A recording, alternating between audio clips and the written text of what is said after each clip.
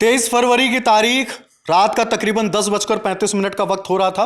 तभी television screen पर एक खबर फ्लैश होती है जिसमें जिक्र होता है झारखंड का। बताया जाता है कि रांची से एक एयर एम्बुलेंस ने उड़ान भरी और उड़ान भरने के कुछ वक्त बाद चतरा इलाके में वहां पर एयर एम्बुलेंस क्रैश हो जाती है।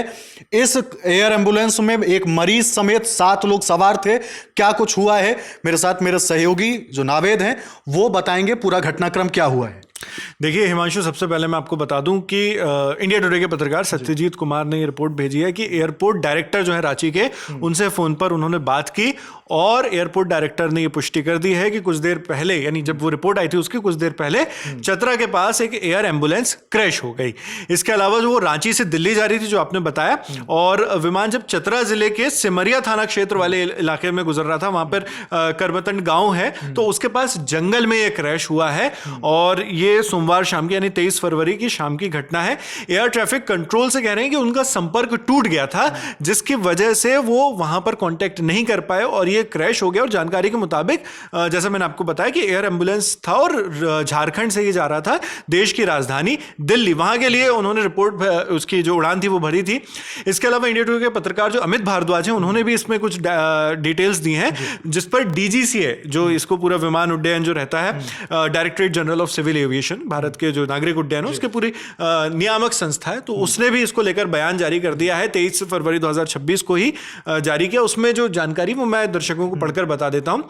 उसमें कहा है कि 23 फरवरी 2026 को red bird Airways private limited का बीच क्राफ्ट C-90 विमान, जिसका रजिस्ट्रेशन नंबर VTAJV था, मेडिकल एविक्यूएशन यानी एयर एम्बुलेंस वाली फ्लाइट थी, उसके लिए उसके रूप में रांची से दिल्ली सेक्टर पर वो संचालित हो रहा था और झारखंड के चतरा जिले के कसारिया पंचायत में वो क्रैश हो गया, डीजीसीए ने कहा। आगे कहता है डीजीसीए कि विमान में 2 क्रू मेंबर समेत कुल 7 लोग सवार थे।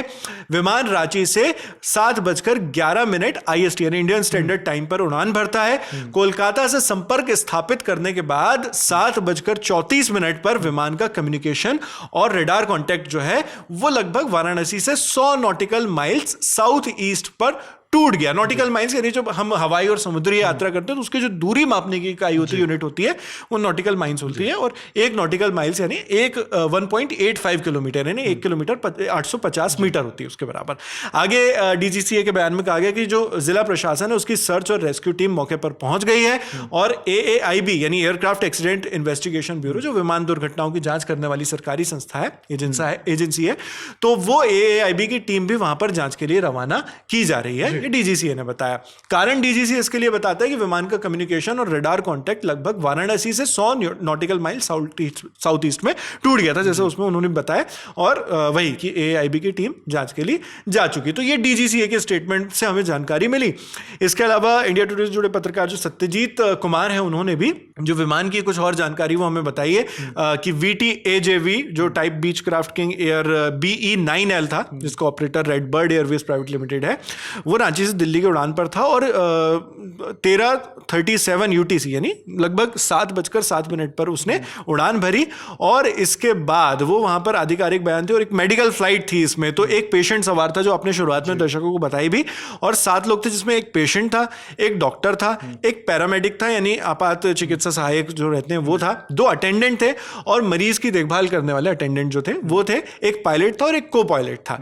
तो VTAJV 5F140 यानी F140 पर उसने उड़ान भरी थी। F140 यानी फ्लाइट लेवल 140 है, यानी लगभग 14,000 फीट की ऊंचाई पर।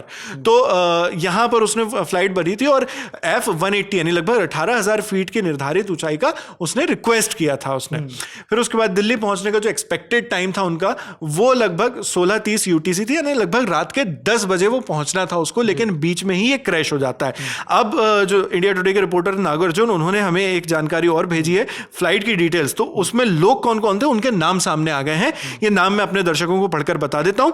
और इसमें एस्टिमेटेड टाइम ऑफ अराइवल जो डिटेल हमारे पास अभी आई है, उसमें यह था कि 17:30 में ये उड़ान भरनी थी, यानी 5:30 पर यह उसका डिपार्चर था और 8:30 का जो था वो इसका पहुंचने का था। लेकिन जो बाद में शायद कुछ चेंजेस हुए होंगे, तो उस हिसाब से नए अपडेट आए हैं।